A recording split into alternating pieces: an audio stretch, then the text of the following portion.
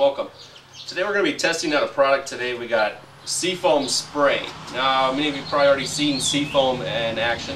We're going to be trying SeaFoam spray. It's going to be my first time using SeaFoam, and we're going to be trying to take care of some carbon deposits in the cylinders on my 95 Nissan 240. So we'll start out by we're going to check out the spark plugs. I already did that yesterday, but I'm going to show you guys some of the carbon buildup and how you can look at your spark plugs, and it kind of gives you an insight into the inside of your motor, inside the cylinders, and as to exactly what's going on. There's some really good, you can pick them up in most manuals for your vehicle. Will have a list of spark plugs, and what the spark plug looks like will tell you what's going on the inside of your engine. So we'll go through that first, then we'll run the SeaFoam, and then we'll do a product test. First time for me using SeaFoam, and at the same time maybe we can educate you guys a little bit today. Now the first thing you want to do is you're going to have to remove the spark plug wire. Make sure your engine is off, battery's unplugged, and because you don't want to get shocked. Alright, now what you want to do is you're going to take one spark plug wire out at a time. You're going to pull the spark plug, and you can take a look at it and see what it looks like. I pulled all four yesterday. I recommend doing that because sometimes you'll find that you got a misfire or something going on in one cylinder. All my spark plugs looks pretty much the same yesterday, so I'm going to pull one and show you guys what it looks like. It's pretty easy. I'm going to pull a spark plug wire. Okay. You're going to use, for my particular Nissan, it's going to take a 5/8, and you're going to need a good extension to be able to get in there. Okay. Take the 5/8 and drop it down in there.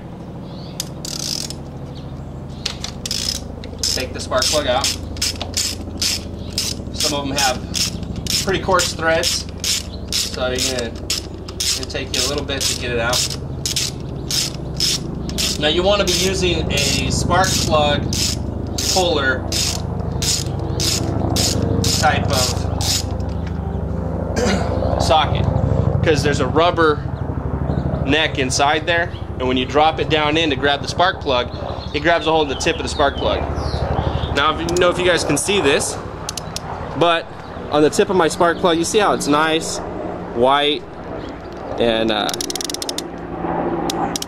there's a lot of carbon built up on the edges. Now, this isn't real bad. I've seen a lot worse.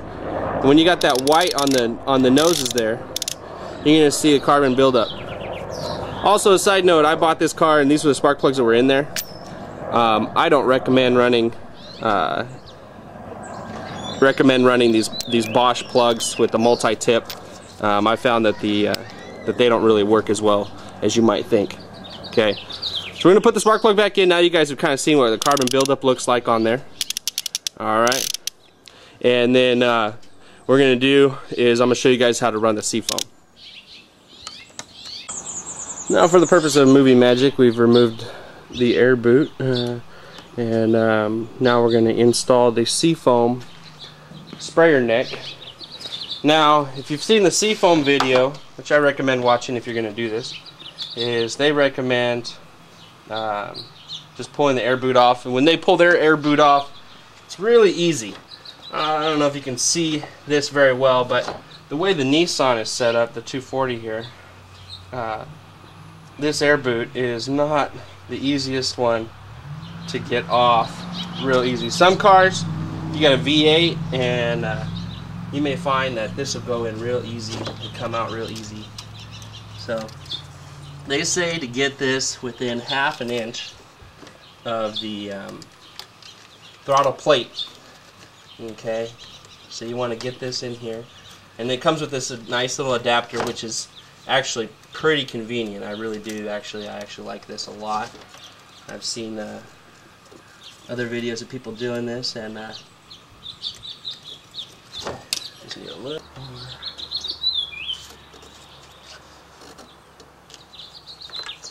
Because my air boot fits really snug even without this bracket, and so I'm going to try doing now, I'm going to try taking the bracket off entirely. Now before you run the SeaFoam, you want to thoroughly warm up the vehicle.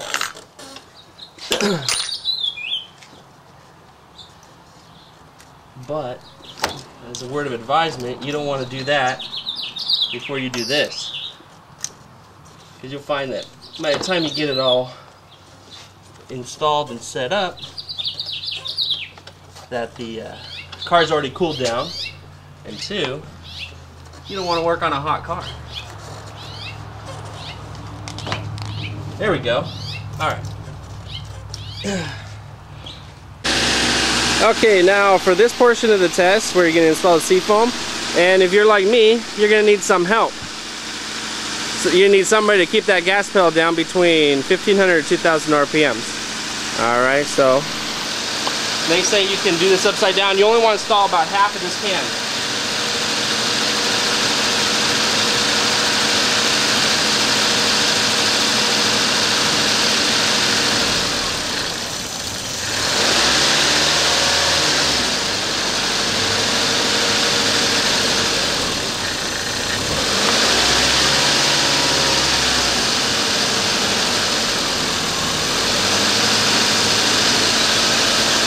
It can take up to 1 or 2 to 3 minutes. Now we've removed the SeaFoam can. We have reinstalled the air boot and all the vacuum lines, have everything set up, let the car sit for 5 minutes, and now what you're going to do is you're going to allow the car to run. They say that it could have extreme smoke for up to 10 minutes. And what that's going to do is going to clean up all that carbon and junk inside your cylinders. So let's see how it works.